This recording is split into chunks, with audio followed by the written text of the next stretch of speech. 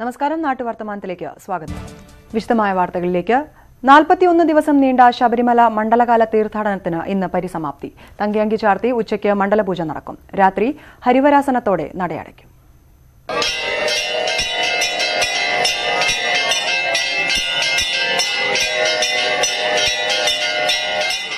ശരണമന്ത്രങ്ങളുടെയും വ്രതശുദ്ധിയുടെയും 41 ദിനരാത്രങ്ങൾ. മണ്ഡലകാല തീർത്ഥാടനത്തിന് പരിസമാപ്തി കുറിച്ചുള്ള മണ്ഡലപൂജ ഇന്ന് ഉച്ചയ്ക്ക് നടക്കും. മണ്ഡലപൂജാ സമയത്ത് തങ്കയങ്കി ചാർത്തിയ അയ്യപ്പനെ ദർശിക്കാം.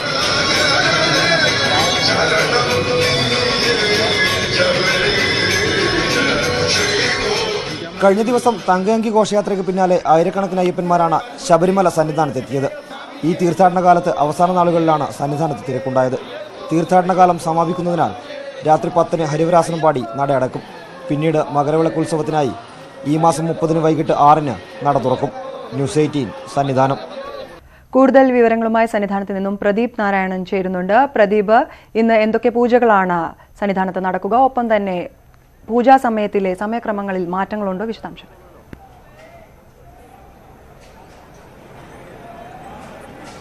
ആര്യ, ഇന്ന് പ്രധാനമായും ഉച്ചയ്ക്ക് 12 മണിക്ക് തങ്കയങ്കി ചാർത്തിക്കൊണ്ടുള്ള പൂജ, ഉച്ചപൂജ, മണ്ഡലപൂജ നടക്കും. ഇതാണ് ഇന്നത്തെ പ്രധാനപ്പെട്ട ഒരു ചടങ്ങ്. ഇന്ന് ആര്യ സൂചിപ്പിച്ചതുപോലെ തന്നെ ഈ മണ്ഡലപൂജ കണക്കിലെടുത്തുകൊണ്ട് പൂജാ സമയങ്ങളിലൊക്കെ തന്നെയും മാറ്റങ്ങളുണ്ട്. സാധാരണഗതിയിൽ ഈ തീർത്ഥാടന കാലങ്ങളിൽ അയ്യപ്പൻ്റെ ഏറ്റവും പ്രിയപ്പെട്ട നെയ്യഭിഷേകം പുലർച്ചെ 3 മണി മുതൽ ഉച്ചയ്ക്ക് 12 മണി വരെയാണ്. എന്നാൽ ഇന്ന് രാവിലെ 10:30 നെയ്യഭിഷേകം കഴിയും. ഒപ്പം ഹരിവരാസനം പാടി നടയടക്കുന്നത് സാധാരണയായി രാത്രി 11 മണിക്കാണ്. എന്നാൽ ഇന്ന് 10 മണിക്ക് ഹരിവരാസനം പാടി നടയടക്കുമെന്നാണ് നേരത്തെ അറിയിച്ചിരിക്കുന്നത്. ഇത്തരത്തിലുള്ള ചെറിയ മാറ്റങ്ങളാണ് പൂജാ സമയങ്ങളിൽ ഉണ്ടായിട്ടുള്ളത്.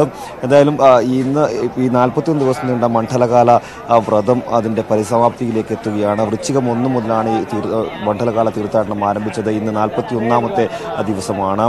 ഏറ്റവും പ്രധാനപ്പെട്ടതാണ് ഈ തീർത്ഥാടന കാലത്തിലെ 41 ദിവസങ്ങൾ. ഇന്നലെ നാം കണ്ടതാണ് തങ്കയങ്കി ചാർത്തിക്കൊണ്ടുള്ള ദീപാരാധന. സർവാലങ്കാര വിഭൂഷിതനായ അയ്യപ്പനെയാണ് ഇന്നലെ വൈകുന്നേരം മുതൽ ഇന്ന് ഉച്ചവരെ, അതായത് മണ്ഡലപൂജ നടക്കും വരെ അയ്യപ്പ ഭക്തർക്ക് ദർശിക്കാനാവുക. അതുതന്നെയാണ് ഈ 2 ദിവസത്തിൻ്റെയും പ്രത്യേകതയും. ഇന്ന് ഉച്ചവരെ തങ്കയങ്കി ചാർത്തിക്കൊണ്ടുള്ള അയ്യപ്പനെ ഭക്തർക്ക് ദർശിക്കാൻ സാധിക്കും. ഒപ്പം വലിയൊരു തിരക്ക് ഇന്ന് ഈ സന്നിധാനത്ത് അനുഭവപ്പെടുന്നില്ല. കാരണം 10:30 വരെ മാത്രമേ നെയ്യഭിഷേകമുള്ളൂ. അതുകൊണ്ട് തന്നെ വലിയ തിരക്കില്ല. സാധാരണയായി 12 മണി വരെ നെയ്യഭിഷേകം ഉണ്ടാകുമ്പോൾ അത്രയും ആളുകൾ എത്തുമായിരുന്നു. ഒപ്പം ഇരുമുടിക്കെട്ടുമായി എത്തുന്ന അയ്യപ്പന്മാർക്ക് പ്രധാനമാണ് അയ്യപ്പൻ്റെ ഇഷ്ടാഭിഷേകങ്ങളിലൊന്നായ നെയ്യഭിഷേകം. 10:30-ക്ക് നെയ്യഭിഷേകം കഴിയുന്നതോടുകൂടി അയ്യപ്പന്മാർ കൂടുതലായും മലയിറങ്ങുമെന്ന് തന്നെയാണ് പ്രതീക്ഷിക്കുന്നത്. ഇന്ന് വലിയ തിരക്കൊന്നും ഈ സമയം വരെയും ഇവിടെ അനുഭവപ്പെട്ടില്ല. ഇന്നലെ ഈ ദീപാരാധനയ്ക്ക് ശേഷം മാത്രമാണ് അല്പം തിരക്ക് അനുഭവപ്പെട്ടതും. എന്തായാലും മണ്ഡലപൂജ അതിൻ്റെ അവസാന ഘട്ട ഒരുക്കത്തിലാണ്. മണ്ഡലപൂജ കൃത്യം 10 മണിക്ക് നടക്കും. 12 മണിക്ക് നടക്കും. 10:30 നെയ്യഭിഷേകം കഴിഞ്ഞാൽ 25 കലശവും കളഭാഭിഷേകവുമുണ്ട്. ഇതിനുശേഷമായിരിക്കും മണ്ഡലപൂജയിലേക്ക് കടക്കുക. ആര്യ, സന്നിധാനത്ത് നിന്നും വിവരങ്ങൾ നൽകിയത് പ്രദീപ് നാരായണൻ. മറ്റു വാർത്തകളിലേക്ക്. വിദ്യാർത്ഥികൾക്ക് നീന്തൽ പരിശീലനം നൽകി Thrithala Vattenad government LP school. രക്ഷിതാക്കളുടെയും അധ്യാപകരുടെയും നേതൃത്വത്തിലാണ് നീന്തൽ പരിശീലനം നൽകുന്നത്. തൃത്താല, പട്ടാമ്പി ഭാഗങ്ങളിൽ അടുത്തിടെയായി നിരവധി മുങ്ങിമരണങ്ങളുണ്ടായ സാഹചര്യത്തിലാണ് തൃത്താല വട്ടേനാട് സ്കൂൾ വിദ്യാർത്ഥികൾക്ക് നീന്തൽ പരിശീലനം നൽകാൻ തീരുമാനിച്ചത്. റിട്ടയേർഡ് അധ്യാപകൻ ഗോപാലൻ മാസ്റ്റർ കുട്ടികൾക്കായി നിർമ്മിച്ച സ്വിമ്മിംഗ് പൂളിലാണ് പരിശീലനം. കുട്ടികളുടെ രക്ഷിതാക്കളാണ് നീന്തൽ പഠിപ്പിക്കുന്നത്. നമ്മുടെ പുതിയ കാലത്തിൻ്റെ ഒരു ആവശ്യം കൂടിയാണ് ഇന്നത്തെ തലമുറ നീന്തൽ പഠിക്കുക എന്നത്. കാരണം നമ്മൾ പലതരം അപകടങ്ങളുടെയും വാർത്തകൾ കാണാറുണ്ട്. നീന്താൻ അറിയാത്തതിൻ്റെ പേരിൽ ഉണ്ടാകുന്ന അപകടങ്ങൾ. അപ്പോൾ അതിന് ഇത്തരം പരിസ്ഥിതികളും തരണം ചെയ്യാൻ കുട്ടികളെ ഒരുക്കുക എന്നതിൻ്റെ ഒരു ഭാഗം കൂടിയായിട്ടാണ് നമ്മൾ ഈ നീന്തൽ പരിശീലന പരിപാടി ആസൂത്രണം ചെയ്തത്. ഓരോ ബാച്ചിലും പരിശീലകർ മാറി വരും. രാവിലെ 9 മണി മുതൽ 2 മണി വരെയാണ് പരിശീലനം. 4 ബാച്ചുകൾക്ക് ഓരോ മണിക്കൂർ നീന്തൽ പരിശീലനം നൽകും. സ്കൂൾ അധ്യാപകരും PTA അംഗങ്ങളും നീന്തൽ പരിശീലനത്തിന് സഹകരണവുമായി രംഗത്തുണ്ട്. ന്യൂസ് 18 പട്ടാമ്പി.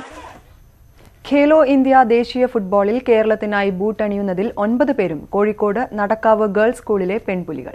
ജനുവരി 8-ന് തുടങ്ങുന്ന ചാമ്പ്യൻഷിപ്പിനുള്ള അവസാനവട്ട ഒരുക്കത്തിലാണിവർ. ജനുവരി 8-ന് പൂനെയിൽ പന്തുരുളുമ്പോൾ കേരളത്തിനു വേണ്ടി കപ്പുയർത്തുക എന്ന ഒറ്റ ലക്ഷ്യം മാത്രമാണ് ഇവർക്ക് മുന്നിൽ.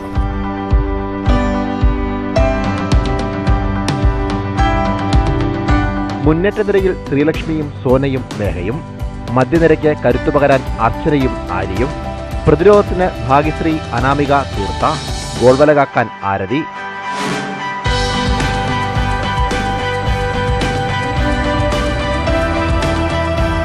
ഭുവനേശ്വറിൽ നടന്ന ദേശീയ സബ് ജൂനിയർ ഫുട്ബോളിൽ 3ാം സ്ഥാനം നേടിയ കേരള ടീമിലും ഈ 9 പേരുണ്ടായിരുന്നു. പൂനെയിൽ ആദ്യ 11-ൽ എല്ലാവരും ഇടം പിടിക്കുമെന്ന പ്രതീക്ഷയിലാണ് സംഘം.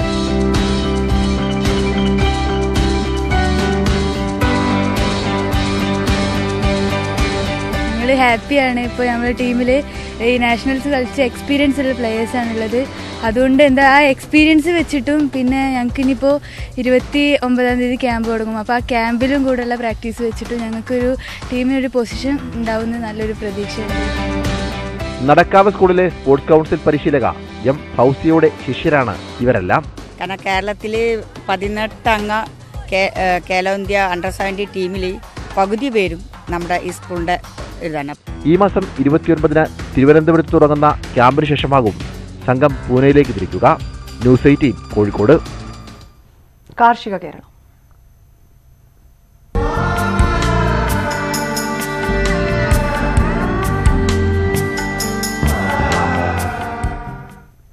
തൃശൂർ ഏനമാവ് റെഗുലേറ്റർ കം ബ്രിഡ്ജിന് സമീപത്തെ വളയംകെട്ട് നിർമ്മാണം ഉടൻ പൂർത്തിയാക്കണമെന്നാവശ്യപ്പെട്ട് കർഷകർ രാപ്പകൽ സമരത്തിലേക്ക്.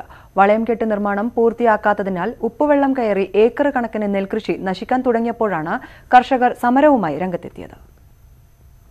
പ്രളയക്കെടുതിയെ അതിജീവിച്ച് 1ാം വിള കൃഷി ഇറക്കിയ കർഷകരാണ് ഇറിഗേഷൻ വകുപ്പിന്റെ കെടുകാര്യസ്ഥത മൂലം ദുരിതമനുഭവിക്കുന്നത്. പുഴയിൽ നിന്നും ഉപ്പുവെള്ളം കയറി കൃഷി നശിക്കാതിരിക്കാൻ ഏനമാവ്, മുനയം, ഇടിയഞ്ചിറ എന്നിവിടങ്ങളിൽ വളയക്കെട്ട് കെട്ടി ചോർച്ച തടയാറുണ്ട്. പതിവായി നവംബർ 30-ന് മുമ്പ് വളയംകെട്ട് നിർമ്മാണം പൂർത്തിയാക്കാറുണ്ട്. എന്നാൽ ഇത്തവണ ഡിസംബർ അവസാനമായിട്ടും വളയംകെട്ട് നിർമ്മാണം പാതി വഴിയിലാണ്. ഉപ്പുവെള്ളം കയറി നെൽച്ചെടികൾ വാടിത്തുടങ്ങി. 1 മീറ്റർ ശുദ്ധ ലെവല് പിടിച്ചാലാണ് ഞങ്ങൾക്ക് കൃഷിക്ക് ആവശ്യമായിട്ടുള്ള വെള്ളം കിട്ടുക. അല്ലാത്ത പക്ഷം ഈ റിംഗ് ബണ്ടിന് അതോടൊപ്പം തന്നെ ഇതിന്റെ റിംഗ് ബണ്ടിന്റെ പണി പൂർത്തീകരിക്കണം. അത് ഇതുവരെ നാളിതുവരെയായിട്ട് പൂർത്തീകരിച്ചിട്ടില്ല. ഇനിയും ഒരു 10 ദിവസമെങ്കിലും ഇല്ലാതെ ഇത് പൂർത്തീകരിക്കില്ല. അപ്പോൾ ഏറ്റത്തിന് വരുന്ന വെള്ളം ഈ ഇവിടെ ശുദ്ധജലത്തിൽ വരുമ്പോൾ അത് ഉപ്പിന്റെ അംശം കളരും. അനാസ്ഥയ്ക്കെതിരെ വെങ്കിടങ്ങ്, മുല്ലശ്ശേരി കോൾപ്പടവുകളുടെ കോർഡിനേഷൻ കമ്മിറ്റിയുടെ ആഭിമുഖ്യത്തിലാണ് രാപ്പകൽ സമരം. ഇനി ജലനിരപ്പ് ഉയർത്തിയാൽ പോലും പ്രൊഡക്ടിവിറ്റി കുറഞ്ഞിരിക്കൂ. ഇത് വളരെ നിരുത്തരവാദപരമായിട്ടുള്ള ഡിപ്പാർട്ട്മെന്റിന്റെ പ്രവർത്തനം കൊണ്ട് സംഭവിച്ച കാര്യമാണ്. നമ്മുടെ ജനപ്രതിനിധികളും ആളുകളൊക്കെ നമ്മുടെ സഹായം എന്ന് പറയുമ്പോൾ തന്നെ സത്യത്തിൽ ഈ പ്രദേശത്തുള്ള മുഴുവൻ കൃഷിക്കാരും വഞ്ചിക്കപ്പെട്ടിരിക്കുകയാണ്. അതിനെതിരെ ധാർമ്മിക പ്രവർത്തന ഭാഗത്ത് ഞങ്ങൾ സമരം ചെയ്യാം. ചിമ്മിണി ഡാമിൽ നിന്നും കൃഷിക്ക് ആവശ്യമായ വെള്ളം ലഭിക്കുന്നില്ലെന്നും പരാതിയുണ്ട്. പ്രളയത്തെ തുടർന്ന് വളരെ വൈകിയാണ് കർഷകർ 1ാം വിള കൃഷി ഇറക്കിയത്. ന്യൂസ് 18 തൃശൂർ. പട്ടാമ്പി മുതുതല പഞ്ചായത്തിലെ 170 ഹെക്ടർ 2ാം വിള നെൽകൃഷിയുടെ വിളവെടുപ്പ് ആരംഭിച്ചു. ആദ്യഘട്ടത്തിൽ കൊടുമുണ്ട കളത്തിൽപ്പാടത്തെ 10 ഏക്കറിൽ കൊയ്ത്തുത്സവം നടന്നു. പട്ടാമ്പി മുതുതല പഞ്ചായത്ത് പരിധിയിലെ 470 ഏക്കർ സ്ഥലത്താണ് ഇത്തവണ നെൽകൃഷി ചെയ്യുന്നത്. വിളവെടുപ്പിന്റെ ആദ്യഘട്ടത്തിൽ കൊടുമുണ്ട കളത്തിൽ പാടശേഖരത്തിലെ 10 ഏക്കറിൽ കൊയ്ത്തുത്സവം നടന്നു. മുതുതല ഗ്രാമപഞ്ചായത്ത് പ്രസിഡന്റ് CM നീലകണ്ഠൻ കൊയ്ത്തുത്സവം ഉദ്ഘാടനം ചെയ്തു. ഭക്ഷ്യപ്രശ്നം പരിഹരിക്കുന്നതിൽ കേരളത്തിന് വേണ്ടത്ര ഉൽപ്പാദനമില്ലാത്ത കേരളത്തിൽ പരമാവധി കൃഷിഭൂമികളെല്ലാം നെൽകൃഷി ചെയ്യാവുന്ന ഭൂമി പൂർണ്ണമായും കൃഷി ചെയ്യാനാവശ്യമായ സഹകരണമാണ് സംസ്ഥാന ഗവൺമെന്റ് ഹരിത കേരള മിഷന്റെ ഭാഗമായി നടത്തിക്കൊണ്ടിരിക്കുന്നത്. ഉമാവിത്ത് ഉപയോഗിച്ചാണ് 2ാം വിള കൃഷി ഇറക്കിയിരിക്കുന്നത്. പഞ്ചായത്ത് അംഗങ്ങളും കൃഷിവകുപ്പ് ഉദ്യോഗസ്ഥരും കൊയ്ത്തുത്സവത്തിൽ പങ്കെടുത്തു. വരും ദിവസങ്ങളിൽ ബാക്കിയുള്ള പാടശേഖരങ്ങളിലും വിളവെടുപ്പ് നടക്കും. ന്യൂസ് 18 പട്ടാമ്പി. കണ്ണൂർ കുഞ്ഞിമംഗലം വെങ്കല പൈതൃക ഗ്രാമത്തിൽ ദേശീയ വെങ്കല ശില്പകലാ ക്യാമ്പിന് തുടക്കമായി. കേരള ലളിതകലാ അക്കാദമിയുടെ നേതൃത്വത്തിലാണ് വെങ്കല ശില്പകലാ ക്യാമ്പ് സംഘടിപ്പിച്ചിരിക്കുന്നത്. ശില്പികളുടെ നാടായ കുഞ്ഞിമംഗലത്ത് സമകാലീന പരമ്പരാഗത ശില്പങ്ങളുടെ കരവിരുതിൽ വെങ്കല രൂപങ്ങൾ പരുവപ്പെടുകയാണ്. കേരളത്തിനു പുറമെ ഡൽഹി, ചണ്ഡീഗഡ്, ഛത്തീസ്ഗഡ് എന്നിവിടങ്ങളിൽ നിന്നുള്ള പ്രമുഖരായ ശില്പികളാണ് ക്യാമ്പിൽ പങ്കെടുക്കുന്നത്. ഈ ശില്പകലാ ക്യാമ്പിൽ കുഞ്ഞിമംഗലത്തിന്റെ പാരമ്പര്യ കലയെ ലോകത്തിന്റെ മുന്നിൽ അവതരിപ്പിക്കാനുള്ള അവസരം കൂടിയാണ്. അതുപോലെ കുഞ്ഞിമംഗലത്തിന്റെ പാരമ്പര്യ ശില്പകല നേരിട്ട് കണ്ട് മനസ്സിലാക്കാൻ മറ്റു സ്റ്റേറ്റുകളിൽ നിന്ന് കലാകാരന്മാർ അത്യുത്സാഹമാണ് കാണിക്കുന്നത്. ഭോപ്പാൽ ഇന്ദിരാഗാന്ധി മാനവ സംഗ്രഹാലയ മേഖലയിൽ നിന്നുള്ള ആദിവാസി വിഭാഗത്തിന്റെ പരമ്പരാഗത ബസ്തർ ശൈലിയിലുള്ള ശില്പനിർമ്മാണമാണ് ക്യാമ്പിലെ മുഖ്യ ആകർഷണം. ശില്പനിർമ്മിക്കാവശ്യമായ മെഴുക് പ്രതിരൂപങ്ങൾ സൃഷ്ടിക്കുന്ന പ്രവൃത്തിയാണ് ക്യാമ്പിൽ പുരോഗമിക്കുന്നത്. ആഴ്ചകൾ തന്നെ വേണ്ടിവരുന്ന ശ്രമകരമായ പ്രവൃത്തിയാണ് മെഴുകുരൂപങ്ങളുടെ നിർമ്മാണം. തുടർന്നാണ് കളിമണ്ണിൽ മാതൃകയുണ്ടാക്കി ഉരുക്കിയ വെങ്കലം പകരുന്നത്. 20 ദിവസം നീണ്ടു നിൽക്കുന്നതാണ് ക്യാമ്പ്. അവസാന ദിവസങ്ങളിൽ മുഴുവൻ ശില്പങ്ങളുടെയും പ്രദർശനവും ഉണ്ടാകും. ന്യൂസ് 18 പയ്യന്നൂർ. പ്രശസ്ത പക്ഷിശാസ്ത്രജ്ഞൻ ഡോക്ടർ സലീം അലി താമസിച്ച തട്ടേക്കാട് പക്ഷിസങ്കേതത്തിലെ കെട്ടിടം പുനർനിർമ്മിക്കണമെന്ന ആവശ്യം ശക്തമാകുന്നു. കെട്ടിടം സംരക്ഷിക്കുന്നതിന് വേണ്ട നടപടികൾ സ്വീകരിക്കണമെന്നാവശ്യപ്പെട്ട് സർക്കാരിനെ സമീപിച്ചിരിക്കുകയാണ് സലീം അലിയുടെ ശിഷ്യനായ doctor R Sugathan. Doctor Salim Ali താമസിച്ച കെട്ടിടം നിലവിൽ തകർന്ന നിലയിലാണ്. 1985 തട്ടേക്കാട് പക്ഷിസങ്കേതത്തിന് സലീം അലിയുടെ പേര് നൽകിയത്. എന്നാൽ അദ്ദേഹത്തിന്റെ ഓർമ്മകൾ ശേഷിക്കുന്ന വസ്തുക്കൾ സംരക്ഷിക്കുന്നതിന് വേണ്ട നടപടികൾ സ്വീകരിക്കാത്തതിൽ കനത്ത പ്രതിഷേധമാണ് ഉയരുന്നത്. ദിവസവും 100 കണക്കിന് ആളുകളാണ് പക്ഷി നിരീക്ഷണത്തിനും മറ്റുമായി ഇവിടെ എത്തുന്നത്. സലീം അലിയുടെ ശിഷ്യനും പക്ഷി നിരീക്ഷകനുമായ ഡോക്ടർ സുഗതനാണ് കെട്ടിടം പുനർനിർമ്മിച്ച് സംരക്ഷിക്കണമെന്നാവശ്യപ്പെട്ട് രംഗത്തെത്തിയിരിക്കുന്നത്. ഇങ്ങനെയുള്ള ഒരു സ്ഥലം ഇവിടെ ഉണ്ടെന്നുള്ള അറിയില്ല. ഇത് ദിവസം തോറും നശിച്ചുകൊണ്ടിരിക്കുകയാണ്. അടിത്തറയിലെ കുറേ കല്ലുകൾ മാത്രമേ അവശേഷിക്കുന്നുള്ളൂ. ഇത് നമ്മൾ റീകൺസ്ട്രക്റ്റ് ചെയ്ത് അദ്ദേഹത്തിൻ്റെ ഓർമ്മയ്ക്കായിട്ട് അദ്ദേഹത്തിന് ഒരു മോണ്യുമെൻ്റ് ആയിട്ട് ഇവിടെ ഉണ്ടാക്കി അദ്ദേഹം ചെയ്ത ജോലികളെ പറ്റി തട്ടേക്കാട് അല്ലെങ്കിൽ തിരുവിതാംകൂർ കൊച്ചിയിലോ അദ്ദേഹം ചെയ്ത പക്ഷി സർവേകളെയും പഠനങ്ങളെയും പറ്റിയിട്ടുള്ള വിവരങ്ങൾ പൊതുജനങ്ങൾക്ക് കിട്ടാവുന്ന തരത്തിൽ നമ്മൾ അറേഞ്ച് ചെയ്യുകയാണെങ്കിൽ തട്ടേക്കാടിന്റെ പ്രശസ്തി ഇനിയും വർദ്ധിക്കാനാണ് സാധ്യത. ആവശ്യം സർക്കാർ പരിഗണിക്കുമെന്ന പ്രതീക്ഷയിലാണ് സലീം അലിയുടെ ശിഷ്യർ. ന്യൂസ് 18 തട്ടേക്കാട്. ചിത്രശലഭങ്ങൾക്കിടയിൽ ഇത്തിൽക്കണ്ണികളെ ആശ്രയിച്ചു കഴിയുന്ന അപൂർവ ഇനം ശലഭങ്ങളാണ് വിലാസിനി. വയനാട്ടിൽ കൂടുതലായും കാണുന്ന വിലാസിനി ശലഭങ്ങൾ ഇപ്പോൾ വള്ളുവനാട്ടിൽ വിസ്മയ കാഴ്ചയൊരുക്കുകയാണ്. പൈറിയുടെ ശലഭ കുടുംബത്തിലെ സുന്ദരിയെന്ന് വിശേഷിപ്പിക്കാവുന്ന ചിത്രശലഭമാണ് വിലാസിനി. ചുവന്ന വലിയ പൊട്ടുകളുള്ള സ്വർണ്ണ നിറമാണ് ഈ ശലഭങ്ങൾക്ക്. ചിറകിന്റെ മേൽഭാഗത്തെ ഇളം പിങ്ക് നിറത്തിലുള്ള പൊട്ടുകൾ ആരെയും ആകർഷിക്കുന്നതാണ്. ഇത്തിൽക്കണ്ണികളിലാണ് ഇതിന്റെ ലാർവകൾ വളരുന്നത്. വലുപ്പത്തിൽ കുഞ്ഞനാണെങ്കിലും സൗന്ദര്യത്തിന്റെ കാര്യത്തിൽ മുന്നിലാണ് വിലാസിനി ശലഭങ്ങൾ. ശരീരത്തിൽ വിഷാംശമുള്ളതിനാൽ ഇരപിടിയന്മാർ ഇവയെ ഒഴിവാക്കാറുണ്ട്. ലാർവാഘട്ടത്തിൽ കഴിക്കുന്ന സസ്യത്തിൽ നിന്നാണ് ശലഭത്തിന് വിഷാംശം ലഭിക്കുക. വേനൽക്കാലത്ത് ഈർപ്പമുള്ള നിലങ്ങളിൽ പറ്റിനിന്ന് വെള്ളം വലിച്ചു കുടിക്കുന്നത് വിലാസിനിയുടെ പ്രത്യേകതയാണ്. അരിപ്പൂ, മാവ്, നായ്ത്തുമ്പ തുടങ്ങിയ സസ്യങ്ങളിൽ തേൻനുകുരാനെത്തുന്ന ഈ ശലഭങ്ങൾ തോട്ടങ്ങളിലും നിത്യസന്ദർശകരാണ്. ന്യൂസ് 18 കണ്ണൂർ. കോഴിക്കോട് വടകരയിൽ അയ്യപ്പജ്യോതിക്കിടെ പോലീസുകാരന് നേരെ ആക്രമണം. വടകര പോലീസ് സ്റ്റേഷനിലെ civil police officer Ainikkad 3000 Valiyoth P Pradeep കുമാറിനാണ് മർദ്ദനമേറ്റത്. വൈകിട്ട് 6 മണിയോടെ ഐനക്കാട് പള്ളിക്ക് സമീപം വെച്ചാണ് മർദ്ദനം. ഇന്ന് അവധിയിലായിരുന്ന പ്രദീപ് കുമാർ ബുള്ളറ്റിൽ യാത്ര ചെയ്യുന്നതിനിടെ ദേശീയപാതയിൽ നിന്ന് ഇടറോഡിൽ പ്രവേശിക്കുന്നത് ജ്യോതി തെളിയിക്കാൻ എത്തിയവർ തടഞ്ഞു. ഇത് ചോദ്യം ചെയ്തപ്പോൾ മർദ്ദിക്കുകയായിരുന്നു. നാട്ടുകാർ ഇടപെട്ട് രക്ഷപ്പെടുത്തി സമീപത്തെ വീട്ടിൽ എത്തിക്കുകയായിരുന്നു. പിന്നീട് പയ്യോളി CIMP രാജേഷ് സ്ഥലത്തെത്തിയാണ് ആശുപത്രിയിൽ എത്തിച്ചത്. മലപ്പുറം എടവണ്ണപ്പാറയിൽ എളമരം മഹല് കോർഡിനേഷൻ കമ്മിറ്റി കുടുംബസംഗമം സംഘടിപ്പിച്ചു. പാണക്കാട് സയ്യിദ് റഷീദ് അലി ശിഹാബ് തങ്ങൾ പരിപാടി ഉദ്ഘാടനം ചെയ്തു. മഹല് കമ്മിറ്റികൾ ഇതര സമുദായക്കാരെയും സംരക്ഷിക്കണമെന്ന് തങ്ങൾ പറഞ്ഞു. പരിപാടിയോടനുബന്ധിച്ച് മെഡിക്കൽ ക്യാമ്പും നടന്നു. ആയുഷ് വകുപ്പും ഔഷധ സസ്യ ബോർഡും ചേർന്ന് നടപ്പിലാക്കുന്ന ഗൃഹചൈതന്യം പദ്ധതിക്ക് ചപ്പാരപ്പടവ് പഞ്ചായത്തിൽ തുടക്കമായി. വീടുകൾ തോറും ആര്യവയ്പ് തൈ വിതരണം ചെയ്താണ് പദ്ധതി തുടങ്ങിയത്. ഔഷധ സസ്യങ്ങളുടെ പ്രാധാന്യവും സംരക്ഷണവും ഉൾക്കൊണ്ടുകൊണ്ടാണ് സർക്കാർ ഗൃഹചൈതന്യം പദ്ധതിയുമായി രംഗത്തെത്തിയത്. പഞ്ചായത്തിലെ എല്ലാ വീട്ടിലും ഒരു വേപ്പും കറിവേപ്പും എന്നതാണ് പദ്ധതി കൊണ്ട് ലക്ഷ്യമിടുന്നത്. ആദ്യഘട്ടത്തിൽ 17,000 വേപ്പിൻ തൈകളാണ് വിതരണത്തിനായി ഒരുക്കിയത്. മഹാത്മാഗാന്ധി തൊഴിലുറപ്പ് പദ്ധതിയിൽ ഉൾപ്പെടുത്തിയാണ് തൈകൾ ഉൽപ്പാദിപ്പിച്ചത്. പഞ്ചായത്തിലെ തൊഴിലുറപ്പ് പദ്ധതിക്ക് കീഴിൽ പ്രവർത്തിക്കുന്ന 20ഓളം വനിതകൾക്കാണ് തൈകളുടെ സംരക്ഷണ ചുമതല. 128 തൊഴിൽ ദിനങ്ങളെടുത്താണ് തൈകൾ മുളപ്പിച്ചെടുത്തത്. വിതരണോദ്ഘാടനം പഞ്ചായത്ത് പ്രസിഡന്റ് M മൈമൂനത്ത് നിർവഹിച്ചു. 122 തൊഴിൽ ദിനങ്ങളിൽ ഉൾപ്പെടുത്തി മഹാത്മാഗാന്ധി ഗ്രാമീണ ദേശീയ തൊഴിലുറപ്പ് പദ്ധതി പ്രകാരം നഴ്സറിയാക്കി ആ വിത്തിട്ട് മുളപ്പിച്ചു. ഇപ്പം ചെറിയൊരു ചെടിയായി ഇത് മാറിക്കഴിഞ്ഞു. ഗ്രാമപഞ്ചായത്തിൻ്റെ വിവിധ വാർഡുകളിലെ മുഴുവൻ വീടുകളിലും എത്തിക്കുന്നതാണ് ഈ പദ്ധതി. പദ്ധതി മറ്റു പഞ്ചായത്തുകളിലേക്കും വ്യാപിപ്പിക്കാനാണ് തീരുമാനം. ന്യൂസ് 18 ചപ്പാരപ്പടവ്. മാലിന്യം നിറഞ്ഞ പന്നിയാർ പുഴയുടെ സംരക്ഷണം ഏറ്റെടുത്ത് രാജാക്കാട് SSM കോളേജ് വിദ്യാർത്ഥികൾ. NSS സപ്തദിന ക്യാമ്പിനോടനുബന്ധിച്ചാണ് കുട്ടികൾ ശുചീകരണ യജ്ഞം നടത്തിയത്. നവകേരളത്തിന് യുവത്വത്തിന്റെ കൈത്താങ് എന്ന ആശയം മുൻനിർത്തി MG യൂണിവേഴ്സിറ്റിയുടെ നിർദ്ദേശത്തെ തുടർന്നാണ് NSS സപ്തദിന ക്യാമ്പുകൾ സംഘടിപ്പിച്ചത്. പ്രളയബാധിത മേഖലകൾക്ക് കൈത്താങ്ങാകുന്നതിനൊപ്പം പ്രകൃതി സംരക്ഷണവും മാലിന്യ നിർമ്മാർജ്ജനവും അടക്കമുള്ള പ്രവർത്തനങ്ങൾ വിദ്യാർത്ഥികളുടെ നേതൃത്വത്തിൽ ഏറ്റെടുത്തിട്ടുണ്ട്. ഇതിന്റെ ഭാഗമായാണ് മാലിന്യം നിറഞ്ഞ പന്നിയാർ പുഴയെ മാലിന്യമുക്തമാക്കാൻ തീരുമാനിച്ചത്. പ്ലാസ്റ്റിക് അടക്കമുള്ള മാലിന്യങ്ങൾ നിറഞ്ഞ അവസ്ഥയിലായിരുന്നു പന്നിയാർ പുഴ. മനുഷ്യന്റെ കൈകടത്തൽ മൂലം ധാരാളം പ്ലാസ്റ്റിക്കും മറ്റ് വേസ്റ്റുകളും പുഴയുടെ സൈഡിലും മറ്റും അടിഞ്ഞുകൂടുകയും പ്രളയത്തെ തുടർന്ന് ഇത് പുഴ തിരികെ മനുഷ്യനെത്തിക്കുകയും ചെയ്യുന്ന ഒരവസ്ഥ ഉണ്ടായി.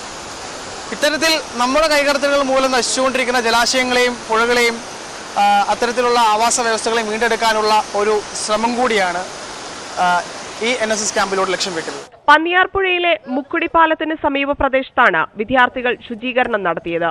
വരും ദിവസങ്ങളിലും ശുചീകരണ പ്രവർത്തനങ്ങൾ ക്യാമ്പിന്റെ ഭാഗമായി സംഘടിപ്പിക്കും. ന്യൂസ് 18 ഇടുക്കി. ക്രിസ്മസ് കാർണിവലിന്റെ ഭാഗമായി കൊച്ചിയിൽ ഗാട്ടാ ഗുസ്തി മത്സരം നടന്നു. ജൂനിയർ, സീനിയർ വിഭാഗങ്ങളിലായി നടന്ന മത്സരത്തിൽ എറണാകുളം ജില്ല ചാമ്പ്യന്മാരായി.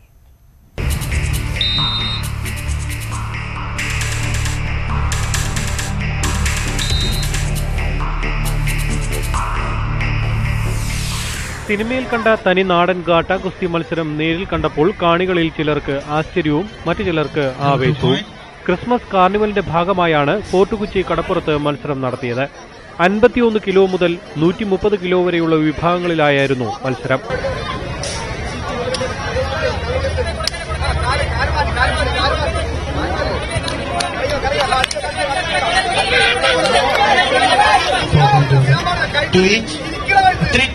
കൊച്ചിൻ കാർണിവലിന്റെ ഭാഗമായി കഴിഞ്ഞ 35 വർഷകാലമായി ഈ നമ്മുടെ പൈതൃക ഗുസ്തി ഗാട്ടാ ഗുസ്തി ഇവിടെ നടത്തി വരുന്നു. അതിൻ്റെ ഒരു ഭാഗമായി 35 തവണയാണ് ഇവിടെ ഗുസ്തി നടത്തി വരുന്നത്. ഈ മത്സരത്തിൻ്റെ വെളിച്ചത്തിനായിരിക്കും മഹാരാഷ്ട്രയിലെ ഔറംഗാബാദിൽ നടക്കുന്ന ദേശീയ മത്സരത്തിലേക്കുള്ള കേരള ടീമിനെയും തിരഞ്ഞെടുക്കുക. മറ്റ് കായിക ഇനങ്ങൾക്ക് ലഭിക്കുന്ന പ്രാധാന്യം ഗാട്ടാ ഗുസ്തിക്ക് ലഭിക്കുന്നില്ലെന്ന് wrestling association secretary MM Saleem പറഞ്ഞു. ഫ്രീ സ്റ്റൈൽ ഗുസ്തിക്ക് പ്രാധാന്യം കൊടുക്കുമ്പോൾ നമ്മുടെ പൈതൃക ഗുസ്തിക്ക് സർക്കാർ കാര്യമായ പ്രോത്സാഹനം നൽകുന്നില്ല. ജൂനിയർ, സീനിയർ വിഭാഗങ്ങളിലായി നടന്ന മത്സരത്തിൽ എറണാകുളം ജില്ല ജേതാക്കളായി.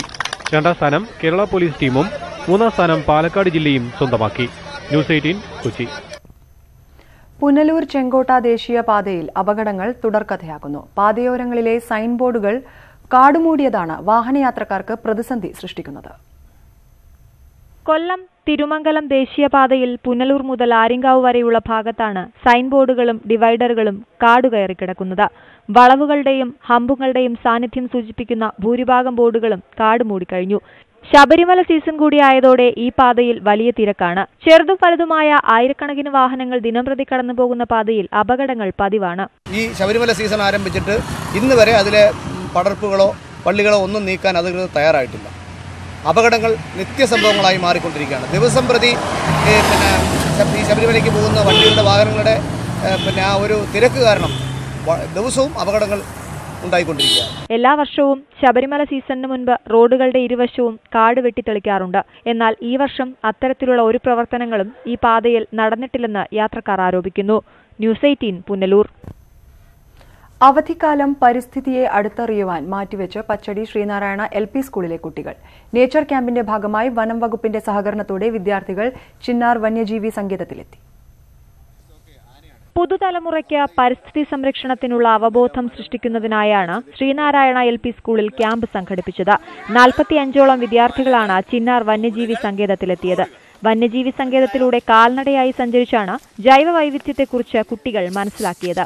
പ്രത്യേകതരം മരങ്ങൾ, ചെടികൾ, മൃഗങ്ങൾ എന്നിവയുടെ പ്രാധാന്യം വനംവകുപ്പ് ഉദ്യോഗസ്ഥർ കുട്ടികൾക്ക് വിശദീകരിച്ചു. വന്യജീവി സങ്കേതത്തിലെ ചരിത്രശേഷിപ്പുകളായ ഗുഹാചിത്രങ്ങളും കുട്ടികൾ കണ്ടറിഞ്ഞു. പ്രകൃതിയെ അറിയുവാനും പ്രകൃതിയുടെ മടിത്തട്ടിൽ അതിനോടിണങ്ങി ജീവിക്കുവാനുമുള്ള ഒരു സംസ്കാരം ഇതിലൂടെ വളർത്തുവാൻ കഴിഞ്ഞു എന്ന കാര്യത്തിൽ തർക്കമില്ല.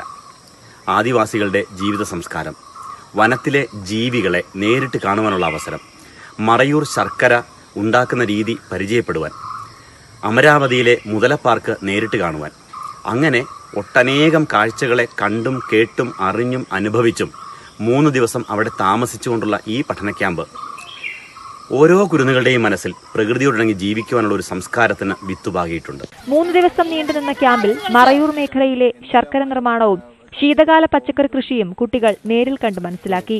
ന്യൂസ് 18 മറയൂർ. മുക്കത്ത് കിടപ്പ് രോഗികളുടെയും ഭിന്നശേഷിക്കാരുടെയും ഒത്തുചേരൽ സംഘടിപ്പിച്ചു. മുക്കം മുനിസിപ്പാലിറ്റിയിലെ ചന്തമംഗലൂർ ഇസ്ലാഹിയ കോളേജ് ക്യാമ്പസിലാണ് ഒത്തുചേരൽ നടന്നത്. കോഴിക്കോട് കേന്ദ്രമായി പ്രവർത്തിക്കുന്ന people's foundation, Mukkam grace palliative care, Islahiya human services association എന്നിവ സംയുക്തമായാണ് പരിപാടി സംഘടിപ്പിച്ചത്. ജില്ലയിലെ വിവിധ ഭാഗങ്ങളിൽ നിന്നും 100-ലധികം ഭിന്നശേഷിക്കാരും കുടുംബാംഗങ്ങളും സംഗമത്തിൽ പങ്കെടുത്തു. ഒത്തുചേരലിന്റെ ഭാഗമായി കലാപരിപാടികളും അരങ്ങേറി.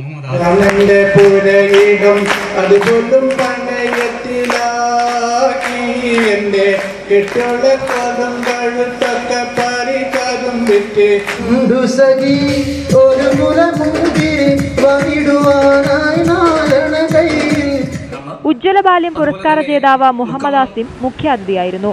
ഇന്നത്തെ മനുഷ്യന് മൂല്യബോധം കുറഞ്ഞു വരുന്നു.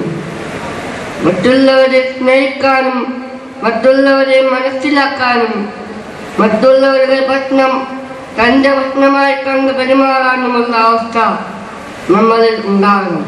ഊടും പാവും എന്ന പേരിൽ സംഘടിപ്പിച്ച പരിപാടി people's foundation chairman P Mujeeb Rahman ഉദ്ഘാടനം ചെയ്തു. ധാരാളം പ്രോഗ്രാമുകളിൽ നമ്മൾ പങ്കെടുക്കാറുണ്ട്. ആ പ്രോഗ്രാമുകളിൽ നിന്നൊന്നും ലഭിക്കാത്ത ഊർജമാണ് ഈ കൊച്ചു പരിപാടിയിൽ നിന്ന് നമുക്ക് ലഭിക്കുന്നത്. ന്യൂസ് 18 മുക്കം. പഴമയുടെ ഓർമ്മകളിലേക്ക് ഒരു ഗ്രാമത്തെ മുഴുവൻ തിരിച്ചുകൊണ്ടുപോയി നെടുമ്പാശ്ശേരി ചൊവ്വരയിൽ ജനകീയ വായനശാലയുടെ 3ാം വാർഷികാഘോഷം. പരമ്പരാഗത കലാരൂപങ്ങളും വിനോദങ്ങളും ഒരുക്കിയാണ് ഈ വ്യത്യസ്തമായ ആഘോഷം ശ്രദ്ധേയമായത്. പഴമയുടെ ഓർമ്മകളിലേക്കുള്ള മടക്കയാത്രയായി മാറുകയായിരുന്നു നെടുമ്പാശ്ശേരി ചൊവ്വരയിൽ നടന്ന ജനകീയ വായനശാലയുടെ 3ാം വാർഷികാഘോഷം. നാടൻ പാട്ടുകളുടെ ഈരടികളും കൊയ്ത്തുപാട്ടിന്റെ ശീലുകളുമായി പ്രായഭേദമില്ലാതെ എല്ലാവരും ആഘോഷങ്ങളിൽ പങ്കാളികളായി. പരമ്പരാഗത വിനോദമായ കല്ലുകളി, പാളകളി, ഊഞ്ഞാലാട്ടം, കണ്ണുകെട്ടിക്കളി തുടങ്ങിയവയെല്ലാം പരിപാടിയുടെ ഭാഗമായി. കൂടാതെ ഒപ്പന, തിരുവാതിര, മാർഗംകളി തുടങ്ങിയവയും ആഘോഷങ്ങൾക്ക് മാറ്റേകി. ഇതിനോടനുബന്ധിച്ച് പഴയകാല കാർഷിക ഉപകരണങ്ങളുടെയും വീട്ടുപകരണങ്ങളുടെയും പ്രദർശനവും ഒരുക്കിയിരുന്നു. ഗ്രാമചന്തയിൽ ഉൽപ്പന്നങ്ങൾ വിൽക്കാനുള്ള അവസരവും ഗ്രാമവാസികൾക്ക് സംഘാടകർ ഒരുക്കി. പഴയ പല കളികളും ഇന്ന് ഞങ്ങൾ ശ്രമിച്ചിട്ടുകൂടി തിരിച്ചു കൊണ്ടുവരാൻ ബുദ്ധിമുട്ടായിരുന്നു. എങ്കിലും പഴയ ഓർമ്മകളിൽ നിന്ന്, നമ്മളുടെ ഗുരുജനങ്ങളിൽ നിന്ന് ഓല കൊണ്ട് പന്തുണ്ടാക്കുന്നത് എങ്ങനെയെന്നും ഓല കൊണ്ട് ഓലപ്പാമ്പുണ്ടാക്കുന്നത് എങ്ങനെയെന്നുമൊക്കെയുള്ള കലാസൃഷ്ടികൾ, പ്രകൃതിയിൽ നിന്ന് ലഭിക്കുന്ന വസ്തുക്കൾ ഉപയോഗിച്ചുള്ള കലാസൃഷ്ടികൾ എങ്ങനെയാണ് നെയ്തെടുക്കുക എന്ന് ഈ കൊച്ചു കുഞ്ഞുങ്ങളെ പറഞ്ഞ് മനസ്സിലാക്കുവാനായിട്ട് ഞങ്ങൾ ശ്രമിച്ചു. നിരവധി പേരാണ് ഗ്രാമോത്സവം കാണാനെത്തിയത്. ന്യൂസ് 18 ആലുവ. നാട്ടുവർത്തമാനം പൂർണ്ണമാകുന്നു. ഇടവേളയ്ക്ക് ശേഷം 9 മണി ഒറ്റനോട്ടത്തിൽ രഞ്ജിനി. നമസ്കാരം.